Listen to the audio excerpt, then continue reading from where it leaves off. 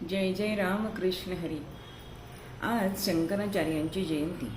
आद्य शंकराचार्य हे 8व्या शतकातील एक महान भारतीय तत्त्वज्ञ होऊन गेले, धर्मगुरू होते। त्यांनी अद्वैत वेदांताचा तत्त्वज्ञानाचा विस्तार केला, प्रचार केला। ब्रह्मसत्य जगन्मिथ्या हा त्यांनी प्रचार केला। हिंदू धर्माचे पुनरुज्जीवन करून भारत भ्रमण करून केले। देशाच्या चारही दिशांना 4 मठ त्यांनी बांधले। शंकराचार्यांनी त्यावेळच्या समाजामध्ये जो भेदाभेद होता की आम्ही शाक्त, आम्ही वैष्णव, आम्ही गणपत्य, आम्ही शैव असे जे होते, त्यामुळे त्यांनी भारतामध्ये एकी व्हावी म्हणून पंचायतन पूजा ही त्यांनी सुरू केली। आपल्या ज्ञानाने आणि कार्यामुळे सनातन धर्माला एकसूत्रतेत त्यांनी आणलं आणि म्हणून त्यांना जगद्गुरू असेही म्हणतात। ते शंकराचाच अवतार होते।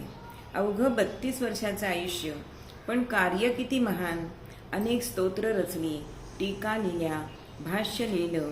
असं म्हटलं जातं की अष्टमे चतुरो वेदाः, द्वादशे सर्वशास्त्रविद, षोडशे कृतवान भाष्य, द्वात्रिशे मुनिरम्याते।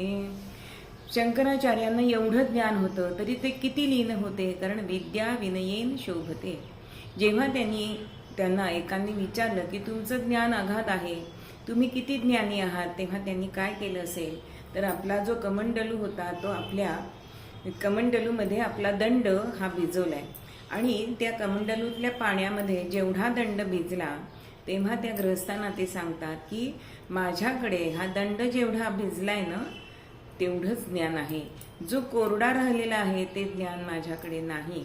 इतकी विनम्रता ही शंकराचार्यांकडे होती आणि अशा आद्य शंकराचार्यांना माझे कोटी कोटी प्रणाम।